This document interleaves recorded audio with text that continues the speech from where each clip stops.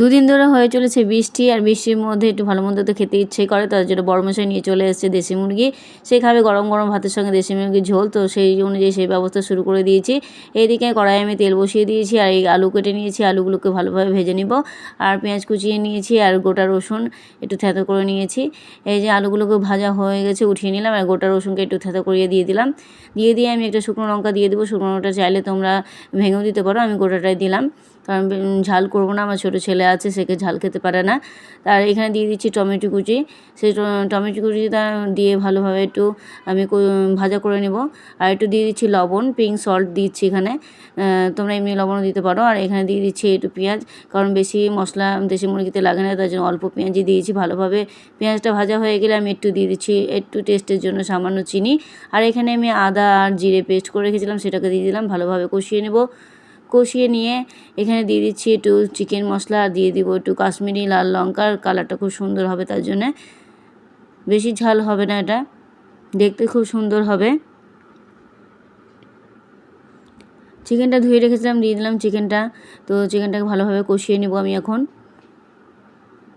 আর একটু দিয়ে দেবো টক দই, তোমাদের কাছে অপশনাল থাকলে দেবে, না থাকলে না দিতে পারো, টেস্টটা খুব সুন্দর হয় টক দইটা দিলে। তো ভালোভাবে কষিয়ে নিচ্ছি আমি এখন। কষিয়ে নিয়ে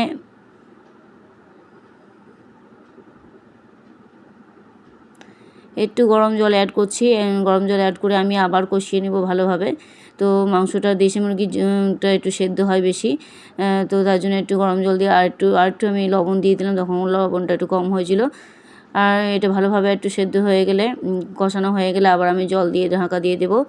তো এই যে দেখো, আর এখানে দিয়ে দিচ্ছি ধনেপাতা কুচি। ধনেপাতাটা অপশনাল, তোমরা থাকলে দেবে, না থাকলে না দেবে। তো ধনে ছিল সেটা, তার জন্য আমি দিয়ে দিলাম। দিয়ে দেওয়ার পর এখানে দেখো মাংসটা কষানো হয়ে গেছে। এবার আমি ঝোলের জন্য এবার জল দিয়ে দিচ্ছি, গরম জল। ঝোলটা এবার বেশি ঝোল করবো এটা, কারণ দেশি মুরগির ঝোল খেতেই বেশি ভালো লাগে, তার জন্য একটু ঝোলটা বেশি হবে। এই যে জল দেওয়ার পর আমি দিয়ে দেবো একটু, এই দেখো আমি মাংসটাও হয়ে এসছে, সেদ্ধও হয়ে গেছে, ফুটে গেছিলো খুব সুন্দর। আমি ছেলের জন্য একটু গুটিয়ে রেখে দিয়েছি। তারপরে এখানে আমি একটু কাঁচা লঙ্কা আর এই গোলমরিচ গুঁড়ো, গোটা গোলমরিচ, সেটাকে ভালোভাবে থেঁতা করে নিয়েছি। এবার আমি দিয়ে দিচ্ছি ঝালের জন্য একটু। তো তোমরা যদি ঝাল প্রথমে খেতে চাও, তাহলে প্রথমেই তোমরা এটা তেলের মধ্যে দিতে পারো, তেলের মধ্যে দিলে বেশি টেস্ট হয়। আর দিয়ে দিচ্ছি একটু গরম মশলা 1 চামচ মতো। তারপর এটা একটু ফুটে গেলে আমি নামিয়ে নেব, কারণ বেশি তখন ঝোলটা ঘন হয়ে যাবে, কারণ হয়েই গেছে মাংসটা, সেদ্ধ হয়ে গেছে খুব সুন্দর, এই যে ঝোল ঝোল। তো কেমন লাগলো অবশ্যই জানিও, ভালো লাগলে কমেন্ট শেয়ার অবশ্যই করো।